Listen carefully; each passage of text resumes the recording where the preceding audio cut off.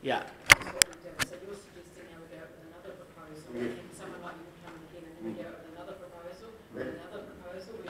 That is the process. We have to go on out, so the real booklet. So that is good. Yeah. Any further questions to Mr. Young? I thank you for your attendance. I thank you for your coming. Council will take that on board as we deliberate. Councillor McGill. Now, I guess as Mr. McGill, you may make your presentation.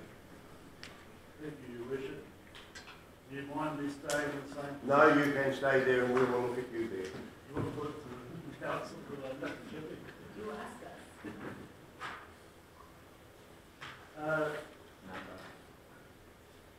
My strongly held views, which I don't believe is preconceived, are well known to this council. I do not intend to really speak to those submissions, other than to reinforce an earlier comment I made at the start of the meeting, Your Worship, that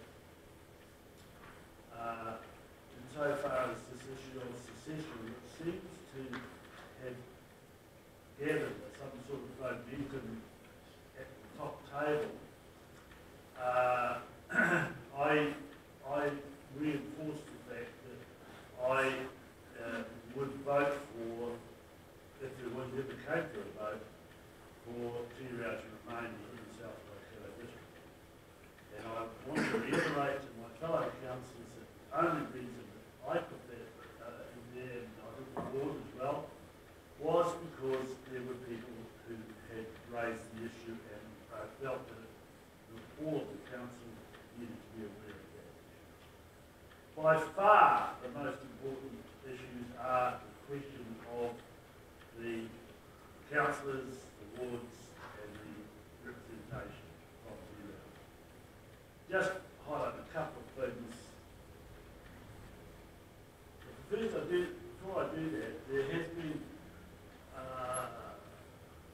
discussion today about the duties of the councillor, whether they're district-wide or not. I fully accept that the district council, when elected, works for the district. And I just reiterate something that I've already made in public, that I think if you went through my record of voting, I can only recall one situation, there may be more, but I can only recall one, which is where the Lake Timuana early project was initially put forward. I think the budget was originally announced as 650,000, 670,000, somewhere in that vicinity. And then when it came down to it, it was closer to $1 million. I voted for the $650,000 or $670,000, but I did not vote for the increase to $1 million. I accept that. I think perhaps was the only councillor that voted that way. I can't recall, but like every other decision, I accept if my fellow councillors do not agree. So I want to tell my fellow councillors that I believe I'm a district councillor, and there seems to be a perception that Tiwao is be all and end for me. That is not the situation. However, in this case, obviously, as well as the council, I'm on the board, Tiwao board, and I believe that the original recommendation was will grossly affect Tiwao in particular, and not the rest of the board. Really, rest of the district. Really, nothing changes for the Tauraa board, and nothing changes for Pataru insofar as its groupings that represent Pataru. I can say with all honesty to my fellow colleagues that I have gone up and down the street of Tiwao and asked the shopkeepers and others, do you guys, is there any motivation to get some sort of a retail association or shopkeepers association or someone? And the the overwhelming number of people said, well, that involves time, and we haven't got time, we're not interested, but we know where you guys are at the board, and we'll raise our concerns with you. I believe the board is doing an excellent job, and I would be very, very, very disappointed if it ends up being resolved. I don't think I could add much, because I think everybody knows my view on the matter.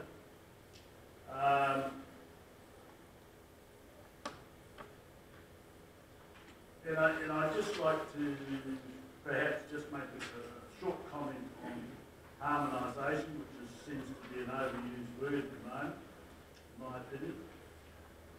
Yes, I agree that Te Reo has benefited from particularly, well, maybe one being the sewage system there. It is difficult for smaller communities to have, but I do reiterate the comment made by the previous Mayor Gordon Blake, when he said that if that is really harmonisation cannot be taken on its own, because you've got to look at the general rate, and as Gordon Blake said, the district does reasonably well out of the Te Reo ward in terms of general rate, which gets spread across most of the district, and primarily in the south, which is understandable. So when you talk about harmonisation, I think you've really got to also talk about the general rate. And even the Mayor, your worship, you did quite examples of the amount of rate taken from the three wards, and it was clear that the Te Reo ward did more than its bit, if you like, for the district. But I only raise that because this question of harmonisation came up. I'm quite happy to answer any questions the council has. Are there any questions to Mr. McGill? Thank you, Councillor Hill. We've gone out with the two-ward system, and I was happy to go out with that two-ward system as a proposal, because at the time I felt that Te Reo would probably get better representation with the 4 members, and that would be a round table at every meeting. Because at that public meeting in Te Reo, you actually said that you read the agenda, and if there were things on the Tokoroa and not Te Reo, that you'd leave that up to the Tokoroa councillors to fix or to do or to talk about, and that you chose the meetings that you attended. So for me, at that stage, there was going to be a North representative at all the meetings. I'm happy to hear that you're saying to me that you are a district councillor, and that you perhaps that was wrong what you said at that stage. So thank you for that. You also made comments in the 4-page that you had in the local paper about councillors shafting Te Reo. No, I never put that in the public paper. I did that when you were in the newspaper.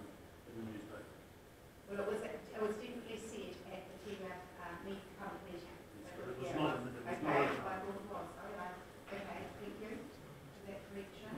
But can you tell me in an instance perhaps, and this is just because of the full representation, whatever it ends up being, because to me around the table we do need district councillors. Thank you. Yeah. Thank you. To be an answer to your question, there was, in my view, wrongly